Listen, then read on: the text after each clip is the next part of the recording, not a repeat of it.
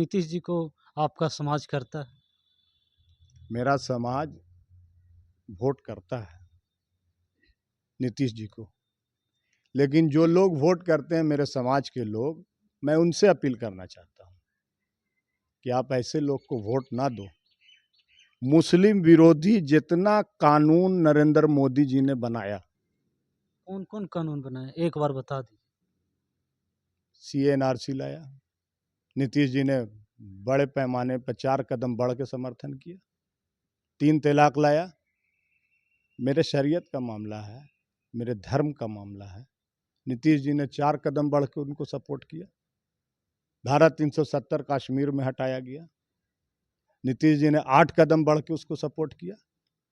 अब वक्फ की जब ज़रूरत आ गई, जो वक्फ की ज़मीन है हमारी, मेरी ज़मीन, मेरे बाप दादाओं ने दिया था उस अल्लाह के नाम पे कि उस ज़मीन से जो फ़ायदा होगा, कोई कंडीशन उसमें नहीं है कि मुसलमान को फ़ायदा हो कि हिंदू को फ़ायदा हो। सिर्फ यही कंडीशन है कि जो उसका हकदार है, गरीब है, मिस्कीन है, बेसहारा है, टूअर है, यतीम है, अपाहिज है, उसके लिए इस ज़मीन से जो भाड़ा आएगा या ज़मीन से जो लाभ होगा, उन तमाम लोगों को पहुंचेगा।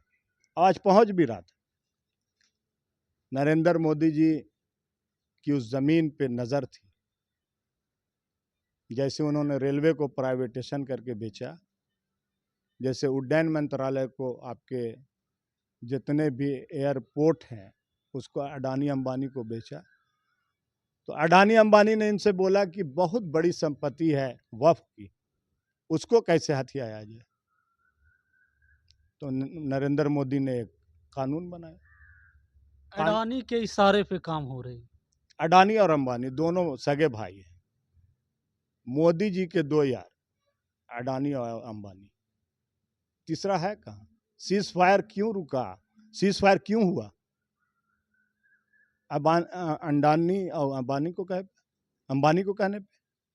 अच्छा, ये बताइए, जम्मू कश्मीर में के पहलगांव में आतंकवादियों के द्वारा जिस तरह से भारतीय लोग गए हुए थे, खुशीपूर्वक परिवार के साथ खुशियाँ बाँट रहे थे। लेकिन एक विशेष समुदाय जिसे बोला जाता है, मुस्लिम वर्ग से ही लोग आए।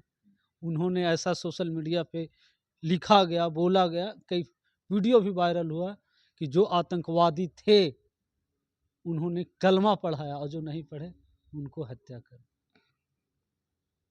सबसे पहले कि दुर्भाग्य है ये सोच रखने वाले लोगों का। पूरा भारतवासी, जब इंडिया और पाकिस्तान का भी कुछ दिन पहले युद्ध चालू हुआ, अभी शहीदों का लिस्ट देखिए, उसमें मुसलमान का बहुत, बिहार में भी मुसलमान हमारे इम्तियाज साहब शहीद हुए, बहुत सारे लोग शहीद हुए। वो जो आतंकवादी थे, हम पहले आपको बोला, जो पाकिस्तान चाहता है, वो तो चाहते हैं। वो अगर आतंकवादी जो आए थे, जो पहचान करके मार रहे थे हिंदू भाइयों को, उनका तो यही काम था कि ऐसे करने से मुल्क में दंगा भड़के और भाई से भाई लड़े और भारत कमजोर हो और हम उसके पे हावी हो। चाइना भी यही चाहता है, पाकिस्तान भी यही चाहता है। अब मोदी जी को इस बात को समझना है कि सबसे पहले आपको बता दे रहे हैं कि इस्लाम उस आदमी को एक्सेप्ट ही नहीं करेगा, आतंकवाद को। इस्लाम मोहब्बत से फैला है, प्यार से फैला है, और इस्लाम प्यार बताता है, मोहब्बत बताता है, आतंकवाद नहीं बताता है। मैं कभी उस आदमी को मुसलमान नहीं समझता हूँ जो धर्म के नाम पे बात करता हो, जो आतंकवाद को बढ़ावा देता हो और जो आतंक के बारे में सोचता हो। और ना, मेरा कुरान खुला हुआ है, मेरा कुरान शरीफ हर लैंग्वेज में है, जिसको हम अपनी किताब मानते हैं, जिसको पढ़ के हम फॉलो करते हैं। हम तमाम हिंदू भाइयों से अपील करते हैं कि आप कुरान शरीफ को पढ़िए, आपको खुद समझ में आ जाएगा कि इस्लाम क्या है। वो तो मुसलमान नहीं थे, वो इंसान नहीं थे। कोई इंसान ऐसा काम नहीं कर सकता है।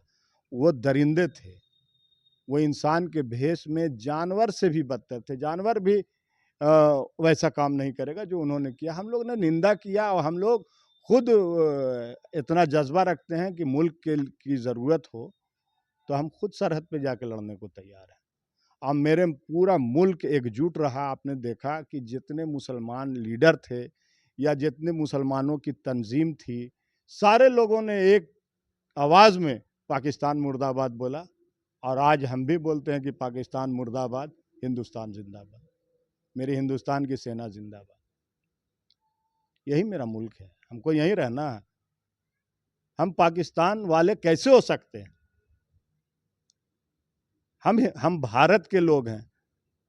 जब जरूरत पड़ी तो इतिहास गवाह है इस बात का, इस मुल्क को बचाने के लिए सदा मुसलमान सामने आया। आज सूफिया कर्नल भी जो थी, उसी ने जाके पाकिस्तान का दांत को खट्टा कर दिया। सैकड़ों लोगों को, आतंकी को जो मारा गया, वो मुसलमान की बेटी सूफिया कर्नल ने जाके मारा। आप लोगों ने देखा, लीड मुसलमान कर रहा था, और कितने मुसलमान सरहद पे शहीद भी हुए। तो ये तो भाजपा के लोग नफरत फैलाना जानते हैं। आप बताइए कि ट्रम्प हमको डांट के सीज फायर करवा दिया, मेरी औकात कहाँ रही? हम विश्व गुरु बनते हैं। विश्व गुरु को ट्विटर से जंग को बंद करवा दिया ट्रम्प ने। आप लोगों ने देखा, सारी दुनिया देखी, भारत का इकबाल को नरेंद्र मोदी जी ने गिरा दिया।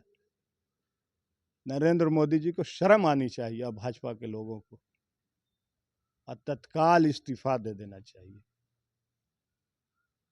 लोग याद दिला रहे थे 1971 की इंदिरा गांधी के फुटेज वायरल हो रहा था, वीडियो वायरल हो रहा था। आयरन मैन थी, आयरन लेडीज थी। इंदिरा गांधी का मुकाबला नरेंद्र मोदी से कर लीजिएगा। शहीद इंदिरा गांधी, शहीद राजीव गांधी, उन लोगों ने, वो देशभक्त लोग थे।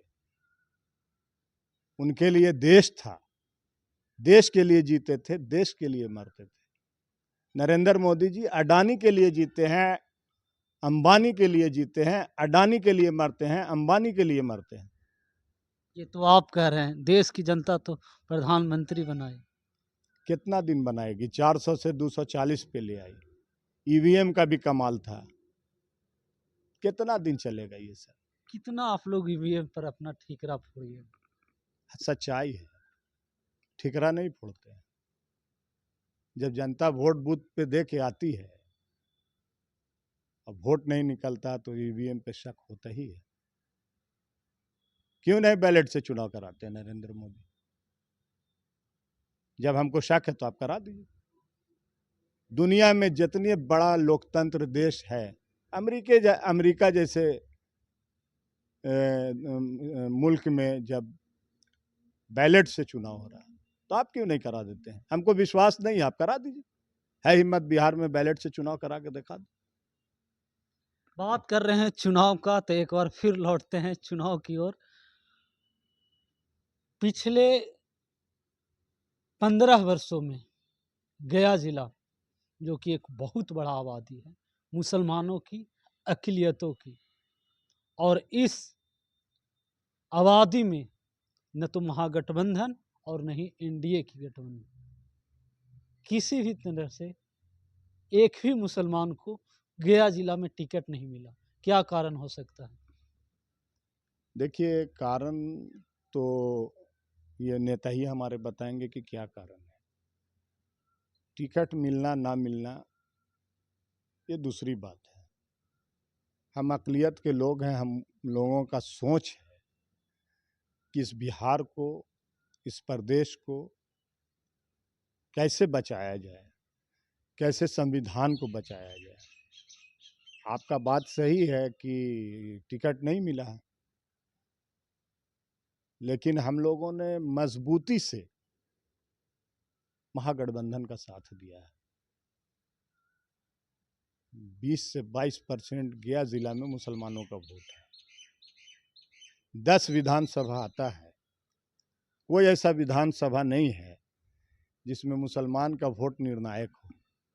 मुसलमान जिसके तरफ जाता है वो चुनाव जीत जाते हैं। तो टिकट नहीं मिला, ये तो हमसे हमारे समाज भी पूछती है। मेरा समाज का भी सवाल यही होता है कि आप लोग राजनीति करते हैं, आप लोगों को कब टिकट मिलेगा।